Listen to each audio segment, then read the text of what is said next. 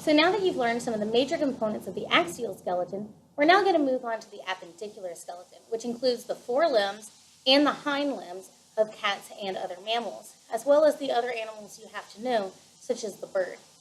This video mostly focuses on the forelimb, and the next video will focus on the hind limb.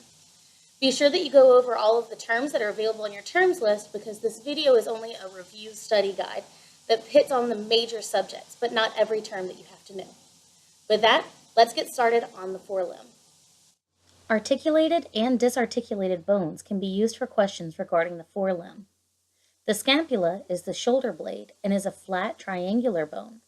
Dorsal to the scapular spine is the supraspinatus, and ventral to the scapular spine is the infraspinatus. The anterior portion of the spine has a posteriorly projecting metachromion process, and the most anterior portion is the acromion process. The glenoid fossa articulates with the head of the humerus, a large bone which makes up the brachium. The radius and the ulna compose the antebrachium, and the manus is the wrist, palm, and digits of the paw.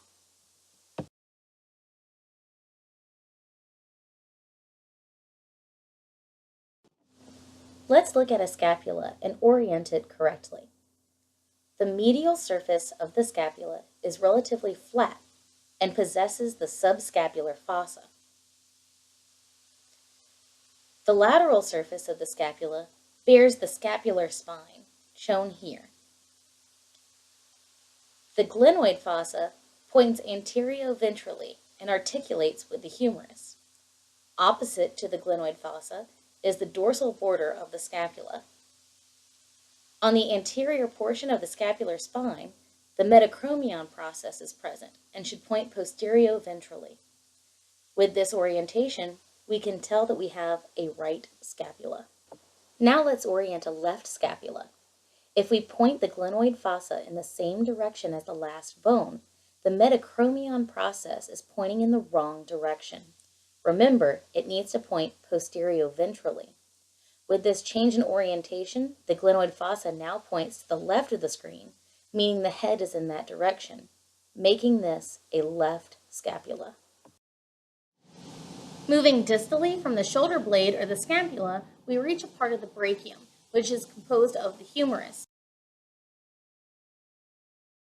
Now we're going to look at this in a little more detail with me out of the frame and looking at this up close so you can identify some of the major features of this bone. But remember, not everything is covered in this review, so make sure you can identify every part, even if I don't explicitly state it in this study guide. Here we have a humerus. Looking proximally, we can see the large head, which articulates with the glenoid fossa of the scapula. Lateral to the head is the greater tuberosity.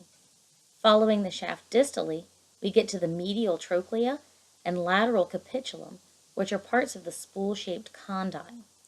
Posterior to the condyle is the olecranon fossa, which receives the olecranon of the ulna.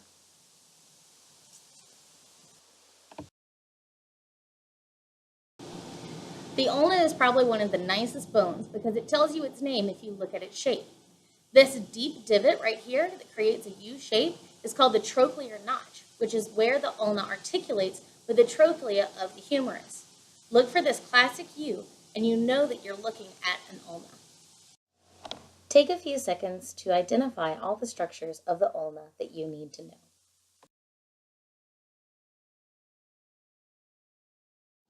The second bone of the antebrachium is the radius, which articulates to both the humerus and to the ulna. It widens distally, where it connects to the carpals.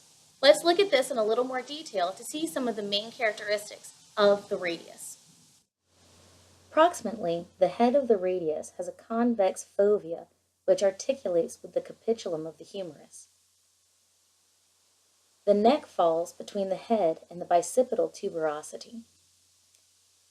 Distally, the radius has small articular surfaces for the ulna and the scapholunnar bone of the wrist. You should also be able to see the styloid process of the radius.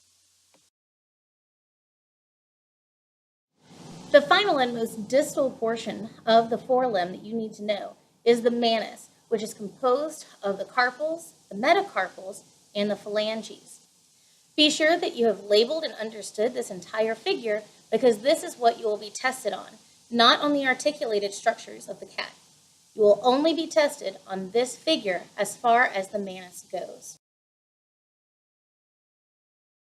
So with that, you should have a good understanding of the bones that compose the forelimb of the cat and other mammals. That includes the scapula, the humerus, the radius and ulna, and the manus. Remember, for the manus, you're only going to be quizzed on the photograph that goes with your lab sheets. The manus is composed of 3 parts: the carpals, the metacarpals, and the phalanges. You'll need to understand those distinctions as well as the labeled bones that are listed in your handout.